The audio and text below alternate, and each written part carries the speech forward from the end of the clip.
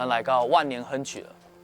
哦，真正刻一关顶呢，万年才看有呢。对啊，当时候150年前啊，吴光亮所刻下的“万年亨曲”这4个字，起点地方其实就是林奇埔第3到红红，然后在这边来家到这边之后再到信义乡，所以这里其实就是八通关的起点之后要进山的地方。所以看到这粒就是啊嘛，北通关的迄个历史竟然就是为这开始的。对，其实像这样的一个石碑有3颗，最著名就是万年亨渠跟三通大海。那现在唯一在南投县的1级古迹就只剩这1颗。哦，这也无你带，唔知影会当安尼踅呢。对啊。